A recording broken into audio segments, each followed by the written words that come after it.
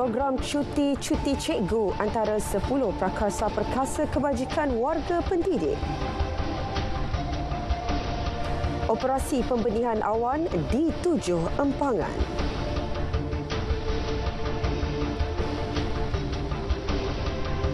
Assalamualaikum dan salam Malaysia Madani. Berita wilayah edisi 16 Mei 2023 bersama saya Nurul Hidayah Nawang.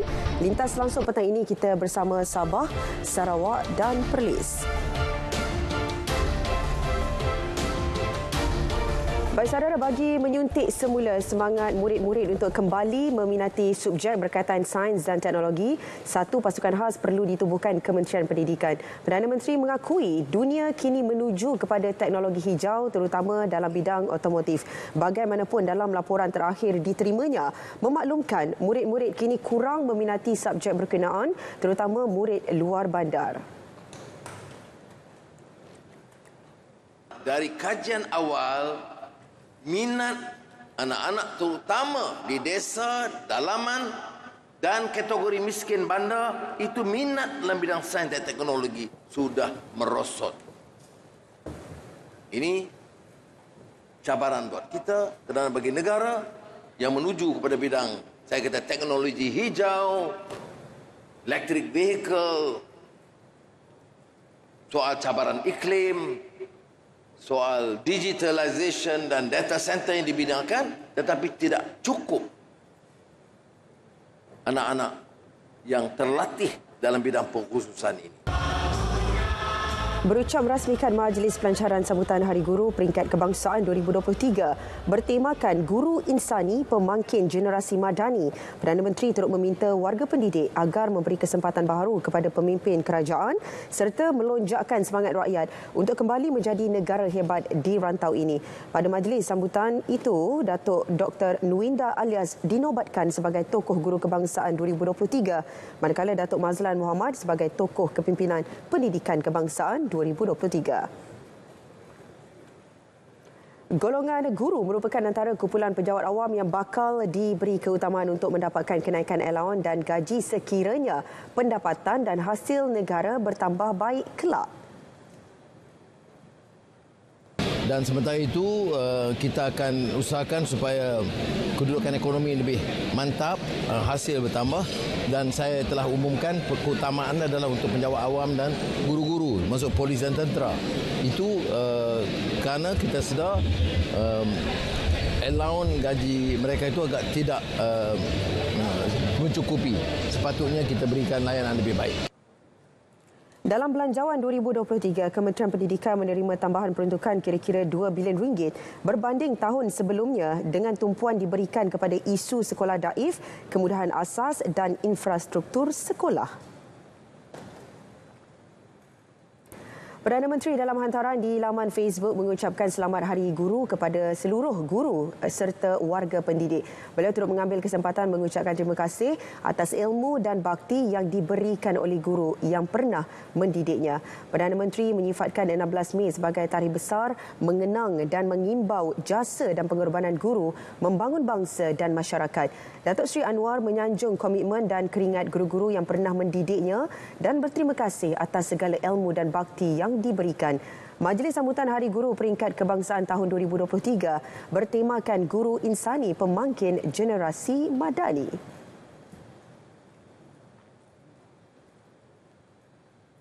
Kementerian Pendidikan KPM mengumumkan 10 prakarsa atau inisiatif yang ditambah baik bagi memperkasa kebajikan guru.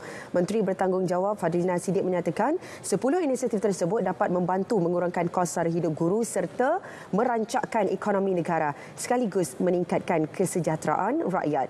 Antara prakarsa tersebut termasuk menyediakan peluang merehatkan minda melalui program cuti cikgu mampu milik. Selain itu, Kementerian menetapkan sambutan tahunan Hari Guru mulai tahun ini disambut di peringkat kebangsaan dan sekolah sahaja sekaligus memansuhkan kutipan sumbangan daripada guru bagi tujuan majlis tersebut. Yang nampaknya sangat kurang dan terpaksa dilatih. Prakarsa yang keempat adalah usaha KPM bersama-sama dengan Suruhanjaya Perkhidmatan pendidikan untuk memperkasa pengurusan pengambilan pegawai perkhidmatan pendidikan.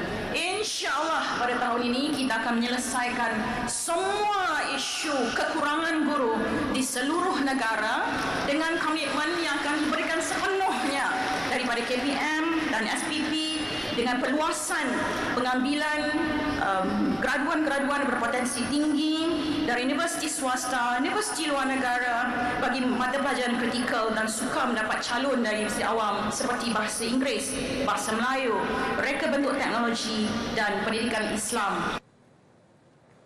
KPM juga memberi kelonggaran pemakaian baju korporat rasmi kepada guru sewaktu bertugas bagi memberi keselesaan kepada mereka. Selain itu, KPM turut memperluas sekolah komprehensif K9 dengan penambahan 10 sekolah lagi dalam usaha mengatasi isu keciciran murid khususnya di kawasan pedalaman dan orang asli. Turut diumum inisiatif berkaitan lawatan sekolah pada hari persekolahan, perluasan sekolah bimbingan jalinan kasih SBJK ke negeri Sabah, mempertingkat peranan kumpulan guru insani Malaysia, mempertingkat peranan Yayasan Guru Tun Hussein ON dan penambahbaikan standard Guru Malaysia 2.0.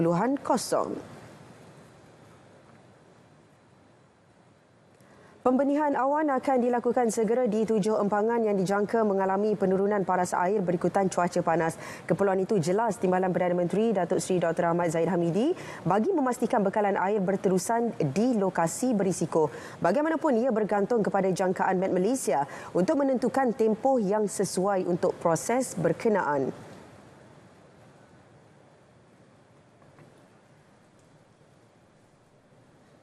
Soal pembenihan awan, cloud seeding dilakukan dengan segera. Kerjasama antara Angkatan Tentera Malaysia, khususnya GDM, Jabatan Alam Sekitar, di beberapa kawasan empangan air, 7 lokasi itu, ya, satu di Sungai Muda, Sungai Kedah, Sungai Melaka, Sungai Kelantan, Sungai Kelang, Sungai Bernam dan Sungai Simi Dijau di Sarawak, ya. Dan saya petang ni akan terus pergi ke kawasan Sungai Muda dan Sungai Kedah, ya, untuk melihat sendiri keadaan di sana dan mengambil tindakan-tindakan segera, iaitu dari segi pemilihan hujan. Ya. Beliau turut memaklumkan menerusi pembentangan Jabatan Pengairan dan Saliran JPS, 2 empangan kini berada pada tahap waspada, masing-masing empangan muda dan empangan paya-pada. Manakala empangan Timah Tasuh berada pada tahap amaran. Beberapa lokasi di Semenanjung dan Sarawak juga dijangka menerima hujan sedikit di bawah paras purata pada Jun hingga Ogos ini. Berikutan cuaca panas ketika ini juga operasi pemantauan 24 jam sedang dilaksana di lokasi-lokasi yang sering berlaku kebakaran. Keutamaan melibatkan kategori kawasan kebun dan ladang, hutan, belukar, belalang dan kawasan sampah. Kami telah mengenal pasti 406 lokasi utama yang dijangkakan berlaku kebakaran terbuka. Ini disebabkan oleh kawasan itu bertanah gambut, ya. Dan kita telah melihat dan memantau daripada 406 lokasi itu sebanyak 616 operasi pemantauan 24/7, 24 jam 7 hari seminggu, ya, di kawasan-kawasan yang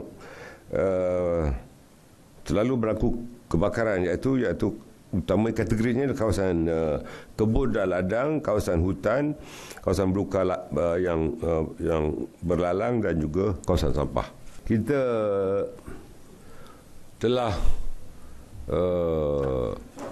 mempunyai 101 tube well, di kawasan-kawasan tanah gambut ni, ya, di mana kita akan melakukan penyedutan air di kawasan-kawasan itu untuk memadam kebakaran selain pada kereta bomba dan penyelamat, ya. Mungkin lokasinya agak jauh, jadi air tidak dapat digunakan, jadi tube well ni digunakan. Ya. Jadi ini langkah-langkah proaktif yang kita lakukan. 8 kawasan di Semenanjung disenarai dalam kategori tahap 1 susulan amaran cuaca panas. Dan untuk perkembangan cuaca semasa, kita langsung ke Met Malaysia bersama pegawainya Nur Farha Abdul Halim. Silakan Farha. Assalamualaikum dan selamat petang kepada semua penonton. Bersama-sama Met Malaysia untuk kita ikuti info cuaca pada petang ini. Kita terus kepada paparan imej gema radar semasa di Semenanjung Malaysia. Setakat ini tiada hujan yang dicerap di kebanyakan tempat. Namun demikian, hujan dan ribut petir masih lagi berlaku di 1-2 tempat melibatkan bahagian pedalaman negeri Perak, termasuklah di negeri Kelantan, Terengganu, pedalaman negeri Pahang serta di pedalaman negeri Johor. Dijangkakan ia akan berterusan sehingga ke awal malam nanti, manakala negeri-negeri lain seperti di negeri Selangor, Kuala Lumpur, Putrajaya, Melaka dan juga Negeri Sembilan tiada hujan yang dicerap dan keadaan cuaca adalah agak panas sedikit dengan suhu yang anggaran antara 33 hingga 34 darjah Celsius. Oleh demikian, kami di Met Malaysia menasihatkan orang awam agar sentiasa berwaspada pada ketika ini, minum banyak air dan elakkan sebarang pembakaran terbuka. Ini jelas diperhatikan melalui paparan imej bagi cuaca panas untuk hari ini setakat jam 4.30 petang tadi. Untuk tahap berjaga-jaga berada pada tahap 1 dengan anggaran suhu antara 35 hingga 37 darjah Celsius, telah dikenal pasti di sekitar Pasir Mas dan Kuala Krai negeri Kelantan, bahagian di daerah Romping Pahang serta di bahagian Muar Johor. Dijangkakan keadaan ini berpotensi untuk berlaku untuk tempoh 1 hari dan dinasihatkan kepada penduduk setempat agar sentiasa berwaspada pada ketika ini. Untuk Sabah dan Sarawak pula tiada status cuaca panas untuk hari ini. Seterusnya kita perhatikan kepada paparan imej gema radar untuk tinjauan semasa di Sabah dan Sarawak. Hujan dan ribut petir yang dikenal pasti di sekitar bahagian pedalaman dan juga Tawau negeri Sabah dijangkakan akan berlanjutan dalam tempoh 1 hingga 2 jam dari sekarang, manakala di Sarawak lebih fokus kepada bahagian pedalaman serta Miri dan Limbang. Dijangkakan ia akan berlanjutan sehingga ke awal malam nanti. Sekian saja informasi cuaca untuk kali ini. Dapatkan maklumat cuaca yang terkini dan juga sahih di www.met.gov.my atau terus ke laman sosial rasmi Met Malaysia di Facebook, Instagram, Twitter dan juga YouTube Met Malaysia. Sekian dari saya, kita ikuti paparan ramalan cuaca bagi bandar-bandar utama di seluruh Malaysia sepanjang malam nanti. Assalamualaikum dan salam Malaysia Madani.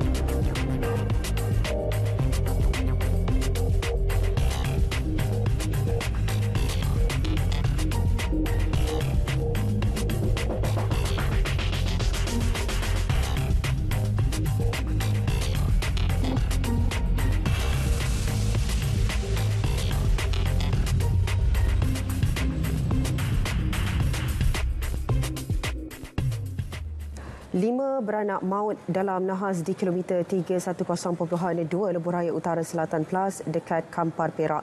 Identiti mangsa yang maut disahkan masing-masing Muhammad Azib Nasaruddin 23 tahun, pemandu kereta, ibunya Azriani Abdul Latif 45 tahun serta dua adiknya Siti Nur Aminah 8 tahun dan Ahmad Wais Al-Qarni 5 tahun. Keempat-empat mangsa meninggal dunia di lokasi insiden awal pagi tadi. Manakala seorang lagi mangsa Muhammad Fawaz 7 tahun meninggal dunia ketika menerima rawatan di Hospital Tapah. Ketua Polis Daerah Kampar, Superintenden Muhammad Nazri Daud ketika mengesahkan mengenai insiden berkata, siasatan awal mendapati kenderaan dinaiki mereka dalam perjalanan dari Ipoh ke Kuala Lumpur. Setiba di lokasi insiden kereta yang dipandu Muhammad Azib merempuh bahagian belakang sebuah lori muatan tanah. Kes disiasat mengikut Seksyen 41-1 Akta Pengangkutan Jalan 1987.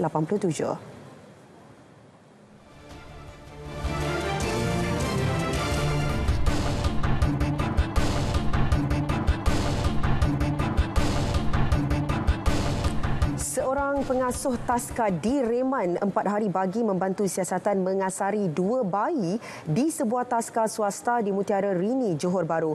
Perintah reman sehingga 19 Mei itu dikeluarkan Magistrate R. Salini selepas menerima permohonan di Mahkamah Magistrate Johor Bahru. Terdahulu, wanita berkenaan ditahan pukul 2 pagi tadi di Bandar Selesa Jaya, Skudai. Ketua Polis Johor, Datuk Kamarul Zaman Mahmat memberitahu siasatan awal mendapati suspek mengasari 2 bayi iaitu bayi perempuan berusia 11 bulan dan bayi lelaki 9 bulan.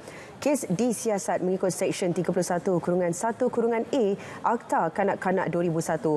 Semalam, tular 2 video berdurasi 48 saat dan 38 saat menunjukkan seorang wanita dengan menepuk kepala dan meniup muka mangsa yang sedang menangis.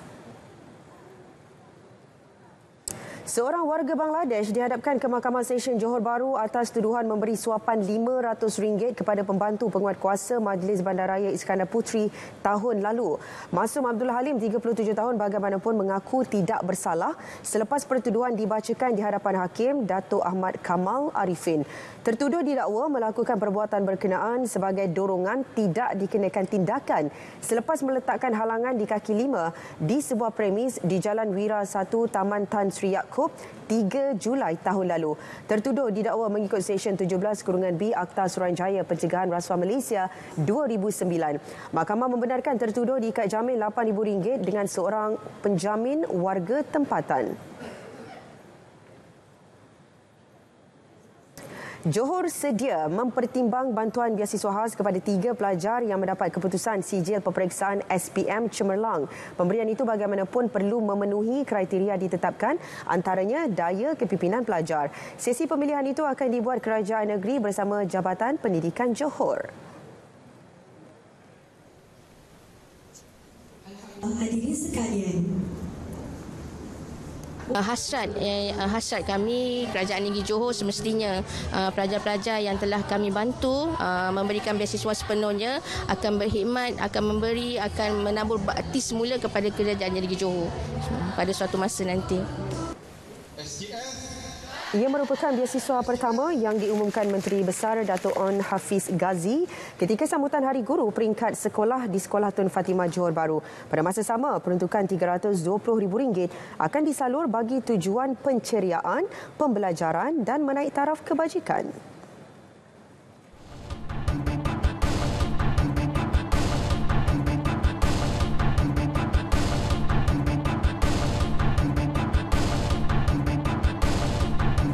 Sabah akan mengemudi pembangunan bandar sempadan melibatkan wilayah Kalimantan, Indonesia. Untuk perinciannya, kita langsung bersama Redwin Robin di Kota Kinabalu. Silakan, Redwin.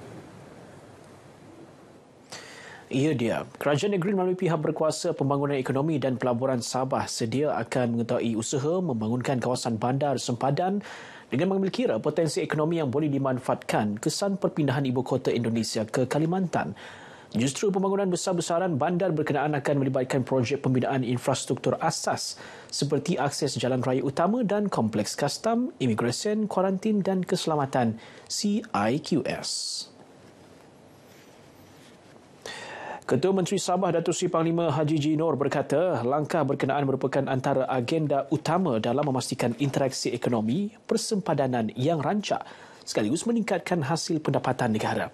Tambah beliau, kewujudan CIQS membolehkan kemasukan secara sah dan dalam masa sama mengekang aktiviti haram seperti penyeludupan, jenayah serta pemerdagangan manusia merentasi sempadan.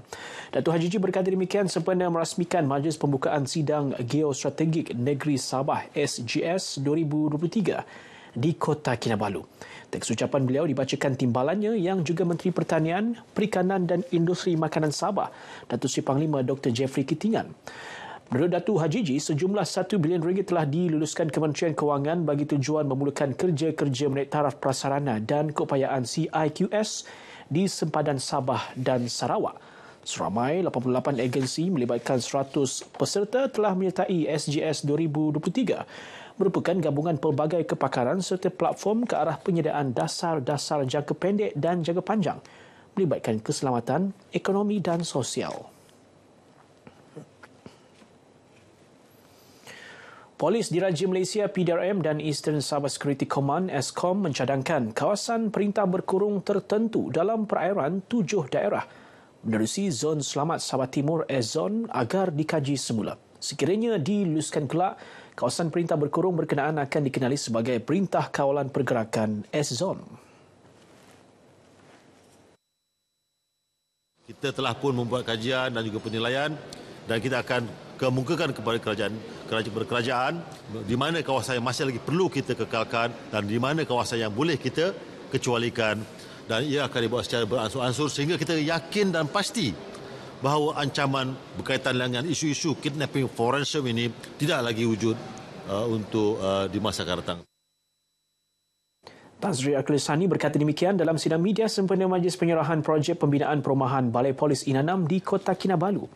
Menurutnya, perkara untuk meneliti semula pelaksanaan perintah berkurung itu telah dibincangkan dalam satu mesyuarat operasi ESCOM di Tawau pada Isnin. Sebelum ini, terdapat 2 kawasan dikeluarkan daripada perintah berkurung iaitu Kudat dan Kota Marudu dan terkini dicadangkan kawasan perairan di Tawau. Tambahnya, kawasan tumpuan yang masih dikategorikan berisiko tinggi adalah kawasan perairan di Sandakan, Lahadatu dan Sempurna kerana kedudukan agak dekat dengan perairan negara jiran.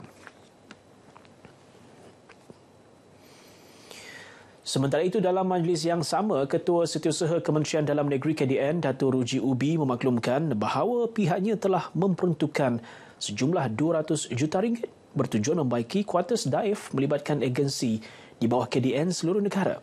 Ia termasuklah kuartus Polis Diraja Malaysia PDRM, Agensi Penguatkuasaan Maritim Malaysia, Jabatan Penjara Malaysia serta Jabatan Imigresen Malaysia JIM. Dan di Sabah, Alhamdulillah kita dapat 32 juta bagi membaiki kotas-kotas yang daif bagi 3 pihak, iaitu kotas-kotas yang berada di IPK, IPD, kotas-kotas PGA dan juga kotas-kotas Merin. Jadi yang ini saya akan memastikan peruntukan 98 juta ini dapat dibelanjakan pada tahun ini juga, khususnya untuk memberikan kesiasaan kepada pihak anggota PDRM dan keluarga mereka diami kotas yang lebih selesa dengan peruntukan yang ada. Dato' Ruji berkata demikian dalam sidang media selepas merasmikan Majlis Penyerahan Projek Pembinaan Perumahan Balai Polis Inanam di Kota Kinabalu. Beliau memberitahu kuartus Jabatan Penjara Malaysia Negeri Sabah turut termasuk dalam peruntukan pembaikan tersebut. Dalam majlis berkenaan, penyerahan tersebut melibatkan 102 unit kuartus, masing-masing 2 unit kelas E dan 100 unit kelas F, Dewan Serbaguna, Tadika dan Taska serta bangunan sokongan lain untuk kegunaan anggota di Balai Polis Inanam serta anggota IPD Kota Kinabalu. Setiap sambutan perayaan seringkali dikaitkan dengan aktiviti, pakaian maupun makanan bagi memeriahkan sambutan berkenaan. Bagi daerah Papar, sambutan Aidilfitri semestinya ada yang tidak lengkap sekiranya tidak dihiasi dengan tradisi susul atau pelita bagi menceriakan perayaan berkenaan, khususnya di waktu malam. Ikuti bahan yang telah pun disediakan Nirona Neomon.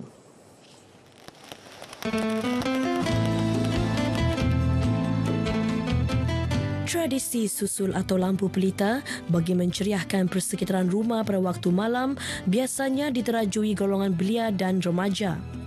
Meskipun ada yang menganggap kerja ini mudah, namun sebenarnya banyak memerlukan kesabaran dan kerjasama bagi menyiapkannya. Bukan itu sahaja, budaya ini turut memerlukan imajinasi dan kreativiti menggunakan barang kitar semula ataupun bahan semula jadi yang terdapat di sekeliling kampung. Menyedari pentingnya meneruskan legasi tersebut, Persatuan Setiakawan Sabah Setiakawan dengan kerjasama Pejabat Ahli Parlimen Papar telah mengambil inisiatif menganjurkan pertandingan bersusul paparian baru-baru ini. Pertandingan bersusul kali ketiga itu terbuka kepada penduduk daerah Papar menawarkan hadiah keseluruhan RM29,000.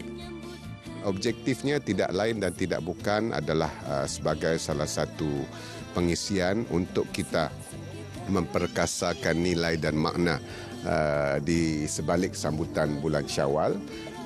Selain daripada bulan kemenangan bagi umat Islam, tetapi bulan Syawal juga sebenarnya adalah bulan untuk kita menyimpul dan merapatkan ikatan silaturahim, ukhuwah sesama keluarga, saudara mara dan juga masyarakat keseluruhannya. Pemasangan lampu pelita atau bersulu diyakini mampu menjadi tarikan pengunjung ke daerah berkenaan, terutama pada waktu malam.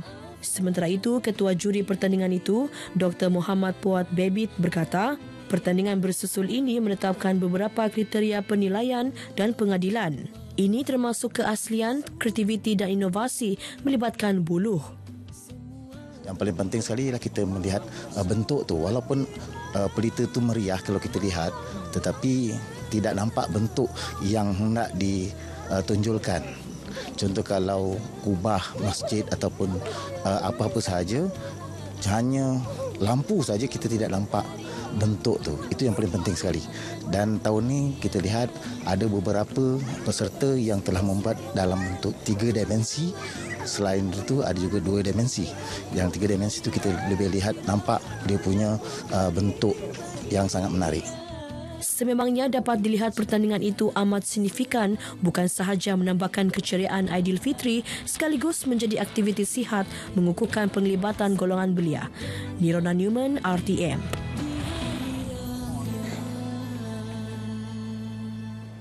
Baik, sekian perkembangan berita dari Sabah untuk petang ini dan mewakili tenaga kerja RTM di Kota Kinabalu mengucapkan selamat Hari Guru buat semua warga pendidik. Guru insani pemangkin generasi madani. Dengan itu kembali bersama dengan Dian Hawai di Angkasa Puri. Dia. Baik, terima kasih Redwin Robin langsung dari Sabah.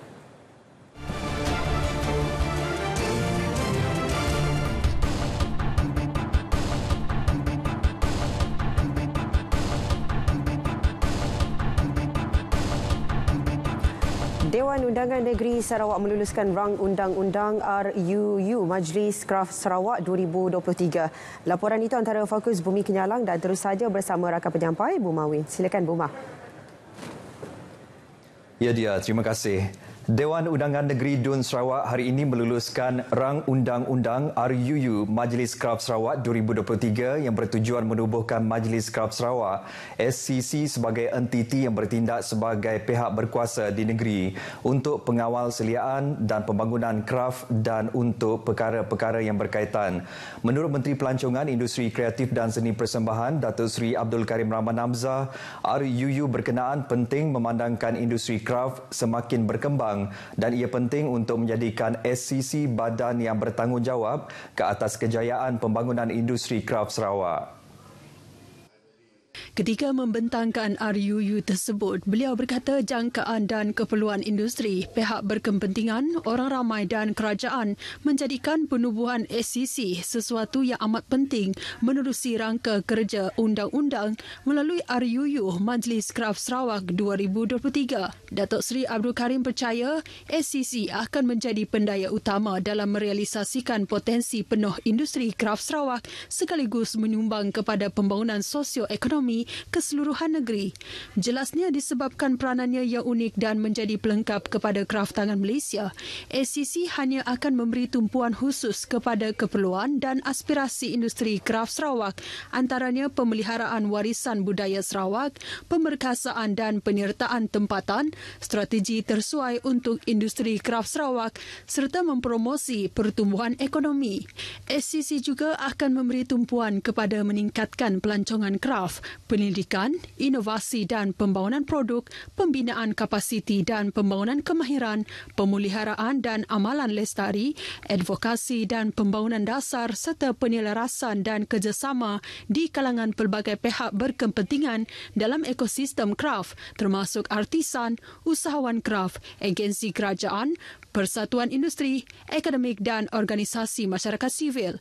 Pembentukan SCC telah diluluskan oleh Majlis Mesyuarat Kerajaan Negeri pada 25 April 1996 dan mula beroperasi pada 2 Januari 1997 dengan Kementerian Pelancongan sebagai urus setianya.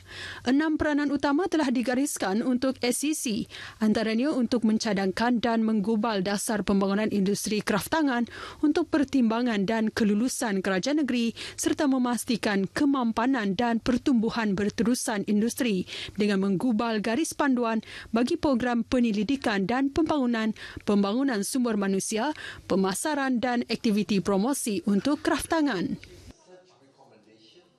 Baik, dalam perkembangan sama, Kerajaan Negeri menerusi Pusat Sehenti OSC dan menangani isu dadah dan substans MIDS terus komiten untuk menangani isu penyalahgunaan dadah dan bahan terlarang. Timbalan Menteri Pembangunan Wanita, Kanak-kanak dan Kesejahteraan Masyarakat Muhammad Razi Sitam berkata, beberapa tindakan telah diambil berkenaan isu itu. Dedah Muhammad Razi, antara tindakan yang telah dilaksana adalah penubuhan Biro MIDS kawasan Penghulu, menyokong operasi 20 buah fasiliti OSC Addiction, menubuhkan 7 buah pusat pembangunan dan intervensi komuniti dan meningkatkan kapasiti ahli-ahli OSC MIDS. Ujar beliau, daripada tahun 2019 hingga 2022, sebanyak 55 tangkapan direkodkan atas pelbagai kesalahan di bawah Akta Dadah Berbahaya 1952 dan Akta Racun 1952. Beliau berkata demikian semasa menjawab soalan daripada Ahli Dewan Undangan Negeri Dun Tamin dan Simunjan dalam persidangan Dun. Sementara itu, Timbalan Menteri Pembangunan, Infrastruktur dan Pelabuhan Datuk Majang Renggi memaklumkan Sarawak mempunyai 6 buah pelabuhan iaitu di Kuching, Rajang, Miri, Tanjung Manis dan Samalaju. Menjawab soalan daripada Adun Daro, Safi'i Ahmad, hanya satu daripada jumlah itu merupakan di bawah bidang kuasa kerajaan persekutuan, iaitu Pelabuhan Bintulu.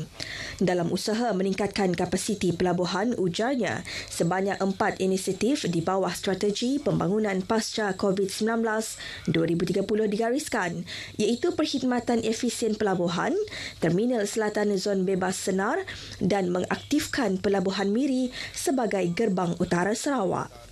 Dalam pada itu, Timbalan Menteri Pelancongan, Industri Kreatif dan Seni Persembahan, Datuk Snodan Lawan memberitahu Tugu Battles of Beting Maro, tapak pertempuran Beting Maro, wajar dibina semula, memandangkan ia kaya dengan warisan sejarah. Namun katanya kajian lanjut perlu dilakukan memandangkan tapak tersebut belum diwartakan di bawah Ordinan Warisan Sarawak 2019. Ia bagi memastikan nilai dan kepentingan sesebuah bangunan, monumen dan tapak yang cadangkan untuk diwarta memberi makna dan impak kepada rakyat. Beliau berkata demikian ketika menjawab pertanyaan daripada Adun Beting Maro, Razali Gapur dalam sesi soal jawab persidangan Dun di Kuching. Pemilik dan pemaju digesa untuk mengambil tindakan segera khususnya berkaitan pemeteraian dan pengambilan Memorandum of Surrender and Alienation MOSA atau Memorandum of Surrender and Realienation MOSRA. Timbalan Menteri Perancangan Bandar Pentadbiran Tanah dan Alam Sekitar Datuk Len Talib Saleh menegaskan ia adalah untuk menjelaskan segala bayaran yang dikenakan sebelum pengeluaran surat hak milik tanah dapat dilaksanakan. Jelasnya, tempoh selama 56 hari bagi pengeluaran surat hak milik merupakan tempoh maksimum yang diberikan untuk pengeluaran surat hak milik dapat dilaksanakan daripada tarikh penyerahan MOSA atau MOSRA. Kita mempunyai what we call it 56 days. 56 days from the time that they submit the MOSA and MOSRA. Within 56 days. And pay the premium. And must pay the premium. Where they submit the one must pay the premium and fees. And there are cases where we can do it within 1 day. That's already been proven. 56 days is maximum. Is maximum. But ada ketikanya kita dapat keluarkan dalam 1 hari. So that is our commitment to those who want to acquire or purchase the property lah. So it's not the government, it's not the Sabit inefficient, but they are the pemaju yang terutama sekali pemaju lah yang melengah-lengahkan. Mungkin tidak mahu membayar fee lah premium tanah premium tersebut. Beliau berkata demikian pada sidang media di Kuching pada persidangan Dewan Undangan Negeri Dun Sarawak. Terdahulu beliau pada sesi soal jawab lisan memberitahu setakat 30 April lalu sebanyak 183 projek tukar syarat dan pecah bahagi tanah atau Application for Variation of Title Condition AVTC untuk pelbagai kegunaan yang belum dikeluarkan surat hak milik. Bagi bahagian-bahagian lain pula disebabkan MOSA atau MOSRA tidak dimeteraikan dan tiada pembayaran premium dan lain-lain fee oleh pemaju projek. Katanya jumlah enhanced premium tanah dan fee yang terlibat bagi 183 projek tersebut adalah berjumlah 55.5 juta ringgit. Baik saudara, perkongsian itu tadi mengakhiri berita dari Sarawak. Kami dari RTM Sarawak ingin mengucapkan selamat Hari Guru kepada warga pendidik di Sarawak khususnya dan Malaysia amnya. Salam Malaysia Madani. Kita kembali bersama Dia di Angkasa Puri. Dia, silakan. Baik, terima kasih Buma langsung dari Sarawak.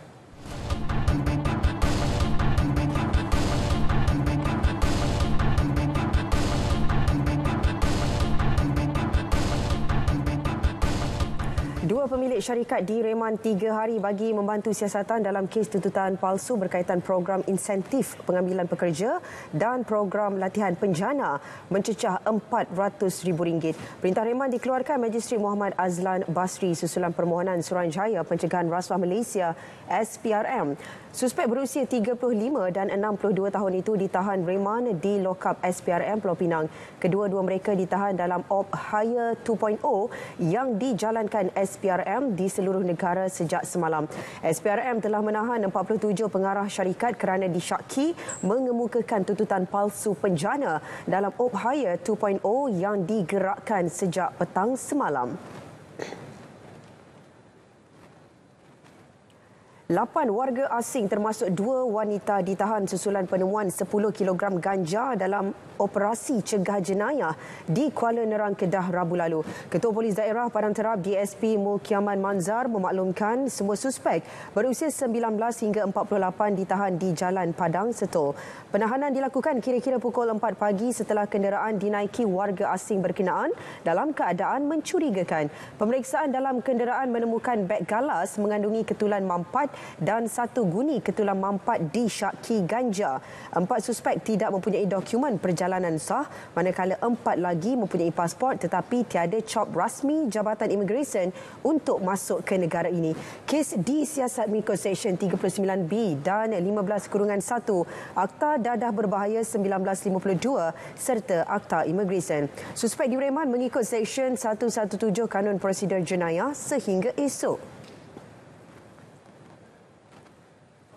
Pelaksanaan Smart Sawah berskala besar Smart SBB berupaya meningkatkan produktiviti serta pengeluaran padi dan beras negara. Inisiatif itu bukan sahaja mengurangkan kebergantungan terhadap orang tengah tetapi juga kepada beras import. Ahmad Iqbal Arif Yaakob di Perlis mempunyai laporan penuh dan perkembangan semasa dari utara tanah air. Silakan Iqbal. Baik, terima kasih. Untuk pengetahuan anda juga, pelaksanaan konsep itu berjaya meningkatkan pengeluaran padi purata 11 tan sehektar. Pelbagai bentuk subsidi juga terus disalur kepada kumpulan SASA dalam meningkatkan pengetahuan dalam menguruskan ladang sawah. Target ni kalau boleh 2 tan lah kita kata. 2 tan 1 lolong. Satu lolong. 1 hektar 7 tan. 3 lolong setengah. Yalah. 7 tan. 7-8 tan lah. Boleh. Boleh kan? Kalau macam ni boleh. Jangan kurang pada 2 tan. Kalau kurang pada 2 tan dapat gaji ya. Bila kita lakukan satu kesilapan, hasil kita akan kurang. Itulah, ini pengalaman macam ni biasa ya. Kan, untuk tanaman padi ni, lepas tu dia kena orang kata berpakat. Berpakat ni kena ada satu projek yang agak luas. Satu kawasan tu. 1 helung ke, 2 helung ke, 3 helung ke. Mana satu projek tu kita susun jadual dan kita sepakat kita buat kawalan. Umur 15 dia buat dah sampai hari ni ya. Tapi menang ni masalah dia banyak. Kalau orang tengok tersenang ya kan. Tapi masalah dia cukup banyak lah. Tamu melah pula cuaca lah teruk panas lah apa pula kan. Lepas tu masalah terleyak pun semua. Model inisiatif yang dilaksanakan di Sekincah Selangor terus diaplikasi di Simpang 4. Malah, Lembaga Pertanian Kemajuan Muda Madah komited untuk melaksanakan konsep serupa di kawasan jelapan padi di Perlis dan Kedah dalam meningkatkan pendapatan kumpulan sasar. Institusi masjid memainkan peranan penting dalam penyatuan ummah. Justru, fungsi masjid perlu diperkasa, khususnya dari aspek pengimarahan. Pemangku Raja Perlis Tuanku Syed Faizuddin Putra Jamalullah bertitah masjid perlu dijadikan pusat kegiatan masyarakat mencakupi aspek pentadbiran, penerapan pendidikan, penyatuan ummah, pengukuhan komuniti serta pembangunan ekonomi. Justru, Jawatankuasa Syariah serta para pegawai masjid perlu komited dengan tugasan serta tanggungjawab yang bersikap pendamai. Baginda turut bertitah sebagai pusat pengembangan ilmu dan pemikiran, Jawatankuasa Syariah serta agensi agama perlu memastikan majlis agama diatur mencakupi bidang-bidang penting dalam agama dan pengetahuan am. Sehubungan itu, semua pihak perlu mematuhi garis panduan yang telah ditetapkan bagi memastikan keseragaman dan penyelarasan yang teratur, terutamanya berhubung pengimarahan masjid serta surau. Buat julung kalinya, sambutan ulang tahun keputeraan Raja Perlis akan diadakan di luar istana. Bakal berlangsung di dataran Datuk Sheikh Ahmad Kanga, pelbagai pengisian program berkonsepkan sukarakyat menanti masyarakat. Program selari dengan hasrat pemangku Raja Perlis Tuanku Syed Faizuddin Putra Jamalullah. Kita harap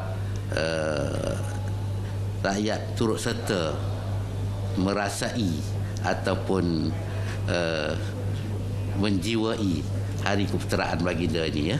InsyaAllah kita Duli Tuanku telah bersetujulah. Yang Mohon Tuanku telah bersetuju dengan tema sambutan tahun ini, Raja Berdaulat, Rakyat Berilmu, Negeri Sejahtera, Perlis Maju.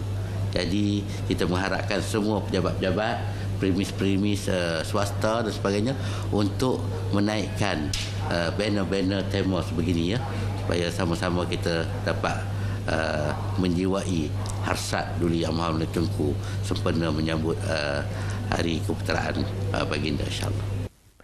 Perkara ini dimaklumkan beliau selepas menjadi tetamu Konti Perlis FM. Setakat ini sahaja perkembangan semasa dari Perlis. Kembali semula ke Angkasa Puri untuk laporan lain berita wilayah. Salam Malaysia Madani. Baik, terima kasih Iqbal langsung dari Perlis.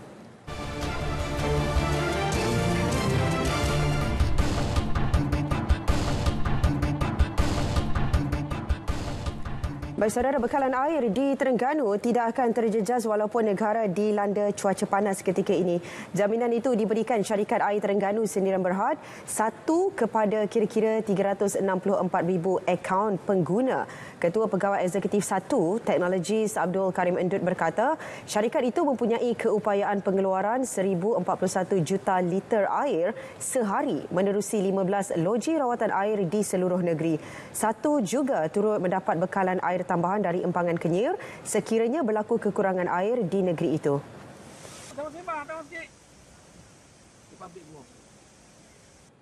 Sekarang ini pengeluaran kita di Terengganu telah meningkatlah daripada 720 tahun lepas kepada 800 sekarang, 811 juta liter sehari pengeluaran di seluruh negeri Terengganu. Daripada 15 LRA ni? Ya, ya. Jadi kita masih ada lagi dalam 200 million liter reserve lah. Beliau berkata kepada pemberita selepas melawat LRA Kepong 2 dan Muka Sauk di Kampung Pulau Musang, Kuala Terengganu. Sementara itu, penduduk berharap 1 membuat persediaan awal termasuk penyediaan tangki air sekiranya berlaku gangguan dalam tempoh yang panjang. Kalau tak ada air segini, orang mai atau air taki untuk orang kampung, kita boleh ambil air punya air taki. Ni kalau tak ada air, kita paksa kena pergi cari mohon tu. Jadi banyak masalah sikit. So kurang-kurangnya dah benda tu berlaku sampai sehari patut. Ya, pihak satu tu ada inisiatif lain lah. Orang kampung kan, orang kampung ni. Orang kampung, orang bandar pun kalau kena tu kok. Perkhidmatan bas henti-henti pacuan elektrik memudahkan pengguna di Kuala Terengganu berulang alik ke lokasi pilihan dengan lebih efisien. Terbaru, 3 lagi perkhidmatan bas sama mula mengambil penumpang di bandaraya itu mulai awal tahun hadapan.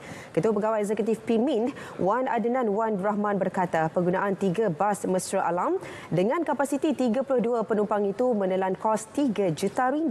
Setakat ini terdapat 7 bas elektrik di Kuala Terengganu dan 1 di Kemaman.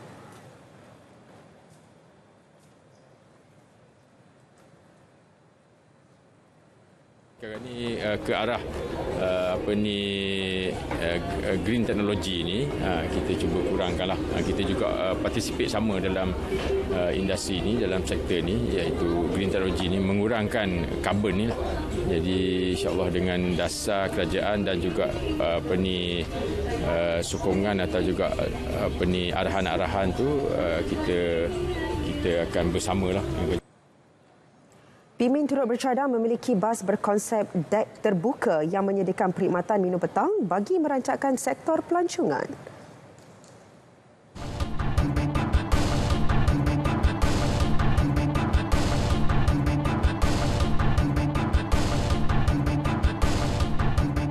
Baik saudara, struktur baharu cukai jalan bagi kenderaan elektrik EV sedang diteliti dan dirangka Kementerian Pengangkutan. Menterinya Anthony Loke berkata pengumuman mengenai struktur baharu itu dijangka diumumkan hujung tahun ini selain diberikan perhatian utama dalam Intipati Belanjawan 2024 bagi kementerian itu. Penstrukturan baharu cukai jalan kenderaan berkenaan penting kerana kerajaan terdahulu hanya memberikan pengecualian cukai jalan EV sehingga tempoh 2025.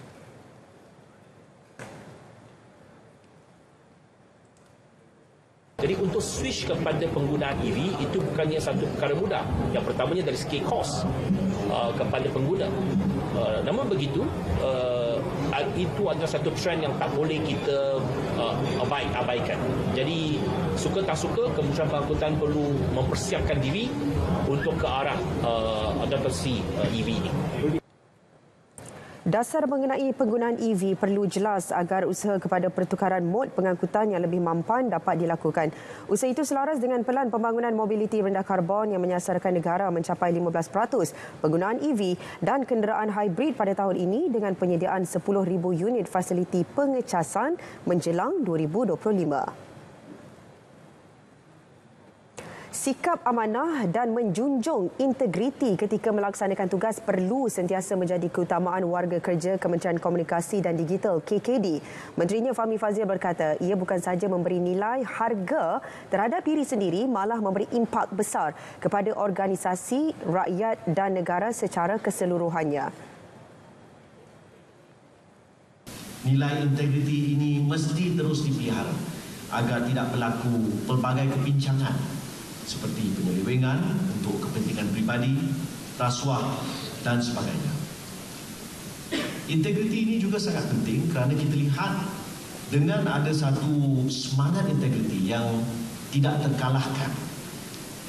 Bukan hanya rakyat Malaysia akan memandang kementerian ini, kerajaan ini dengan lebih baik, malah juga para pelabur. Beliau berucap pada Majlis Anugerah Perkhidmatan Cemerlang APC 2022 di Kementeriannya Putrajaya. Seramai 374 warga KKD menerima sijil penghargaan dan insentif RM1,000. Sempena APC termasuk 53 penerima daripada Pertubuhan Berita Nasional bernama. Mengenai APC, Fahmi berkata anugerah tersebut diharap memberi semangat kepada seluruh warga KKD agar terus membudayakan amalan kerja yang cemerlang seiring ikrar perkhidmatan awam.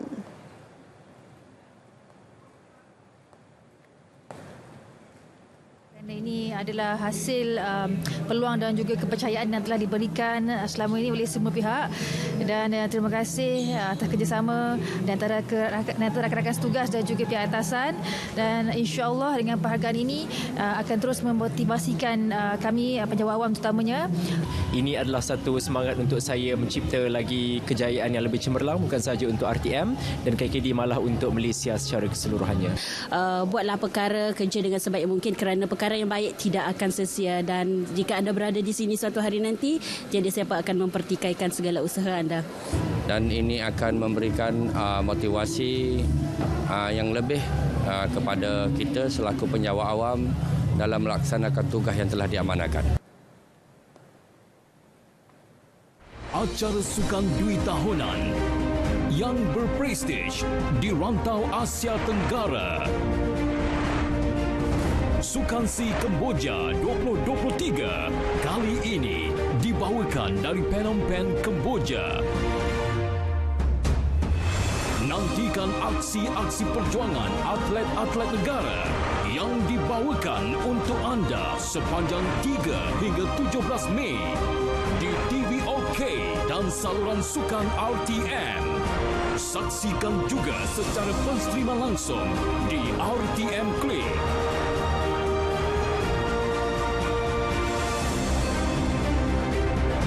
Eksklusif hanya di RTM.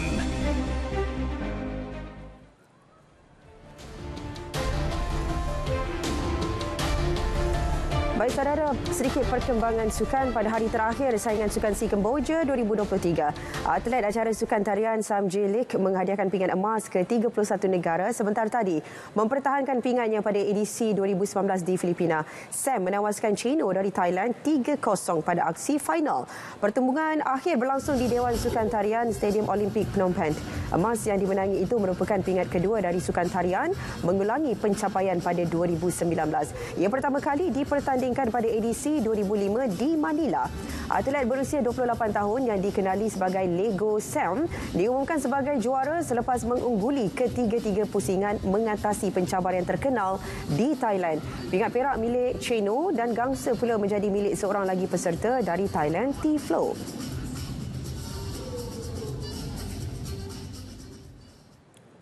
Kem badminton negara terlepas peluang meraih sasaran 1 emas pada Tamasya Sukan SEA Kemboja. Wakil tunggal negara dalam acara bergu campuran Yap Roy King Cheng Su Yin tewas kepada pasangan Indonesia dalam aksi final. Gandingan negara yang baru dibentuk beberapa hari lalu terpaksa berpuas hati dengan pingat perak selepas akur dengan kebangkitan pasangan nombor 10 dunia Rehan Naufal Kusharjanto, Lisa Ayu Kusumawati. Bagaimanapun Roy King Su Yun bermula dengan langkah kanan dengan kemenangan tipis 22-20 pada set pertama. Namun gagal mengekalkan momentum pada set berikutnya dengan beberapa siri kesilapan sebelum pasangan Indonesia itu mengheret perlawanan ke rubber set dengan keputusan 8-21. Pada set penentuan, Roy King Su Yin mendahului 13-11 pada satu ketika sebelum Indonesia berjaya merampas pingat emas dengan keputusan 21-16. Malaysia menjadi penyandang pemenang pingat emas acara tersebut yang dimenangi Cheng Tang Ji Pek Yen Wei pada edisi 2021 di Hanoi. Peluang kontingen negara untuk mencapai sasaran 40 pingat emas pada Sukan SEA 2023 Kemboja secara realistik agak sukar sebelum Tamasya Sukan Dwi tahunan itu melabuhkan tirai. Kesemua acara sukan yang dipertandingkan pada Tamasya kali ini akan berakhir hari ini bagi memberi laluan kepada upacara penutup esok. Setakat ini, kem negara meraih 31 pingat emas, 44 perak dan 93 gangsa. Pencapaian keseluruhan pingat itu juga menyaksikan kontingen negara kekal berada di tempat ketujuh dan pastinya agak mustahil bagi memperbaiki kedudukan apabila Singapura yang berada di tangga ke-6 sudah mengutip 45 emas, 38 perak dan 59 gangsa. Kedudukan di tempat ketujuh itu sesuatu yang membimbangkan kerana kontingen negara sering berada di kedudukan 5 teratas pada Tamasya Sukan SEA. Ketika ini Vietnam hampir pasti muncul juara keseluruhan apabila mengutip 125 pingat emas, 101 perak dan 104 gangsa.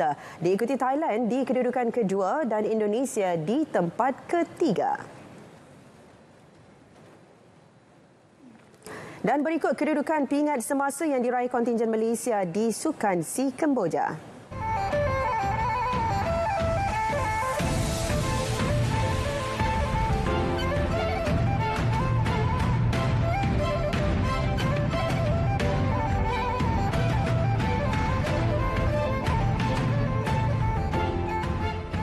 Bagi penggemar sukan lasak, Taman Ekstrim Gua Damai Batu Cave lokasi wajib dikunjungi. Keunikan 5 gua berbeza pastinya menawarkan cabaran luar biasa dan menguji ketahanan fizikal pengunjung. Wartawan Adli Habibullah ada laporannya.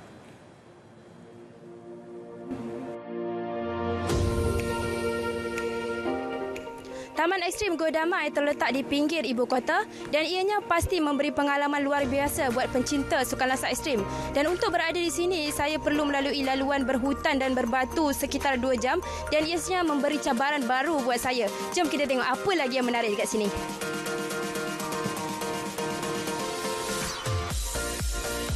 Cabaran eksplorasi hutan dan gua di lokasi ini sesuai untuk semua tahap pendaki sama ada amatur maupun profesional. Aspek keselamatan menjadi keutamaan agar keselamatan pengunjung sentiasa terjamin. Gua Damai ni yang termasuk dengan rock climbing lah yang terbaik dalam Malaysia ni. termasuklah dengan base jump dan ada aktiviti-aktiviti lasak yang lain seperti abseiling, flying fall dan trekking lah. Untuk aspek keselamatannya, kita semua kena pakai peralatan lengkap. Helmet, harness, lanyard, karabiner untuk diri sendiri ya. Supaya aspek yang kata-kata bahaya tu akan jadi mencabar. Itu sepatutnya diguna pakai. Jadi sini Gua Damai memang banyak peralatan. Kita sediakan peralatan lebih daripada 70 ke 80 set semua orang. Jadi mana tiap-tiap orang yang buat aktiviti ni wajib diguna pakai sampai habis program. Selain menggamit pengunjung tempatan, lokasi ini turut menjadi pilihan pelancong antarabangsa yang teruja merasai pengalaman ekstrim sukan lompat payung terjun. Untuk menyertai sukan base jump, seseorang itu harus wajib untuk mengikuti lulus uji kursus skydiving dan melakukan 200 ke 250 terjunan skydiving baru dia boleh melayakkan ke base jump. Dan saya ambil masa lebih kurang 5 tahun daripada skydiving nak ke base jump 5 tahun baru saya boleh layak untuk ke base jump. Kita tak boleh terjun sembrono macam tu. Kita perlu tengok first mental dan fizikal kita lah, kelengkapan, lepas tu faktor persekitaran, kawasan landing dan paling utama adalah faktor angin, cuaca lah. Lebih mengujakan, taman ekstrim itu juga diiktiraf sebagai lokasi geopark kebangsaan di bawah program pembangunan Geopark Malaysia. Teman-teman pengunjung sejak sebelum COVID dulu kita ada peningkatan lah. Tiap-tiap tahun dekatan 5,000, 6,000 pengunjung. Itu yang banyak pembangunan dibuat di sini untuk menarik lagi pengunjung datang lah. Sekarang Gua Damai ni salah satu kawasan yang diiktiraf oleh Geopark Ulu Langat ya. Gombak Ulu Langat. So kami pun amat berbangga lah sini bila ada jadi geopark tu, banyaklah pelancong, tarikan pelancong kat sini lah.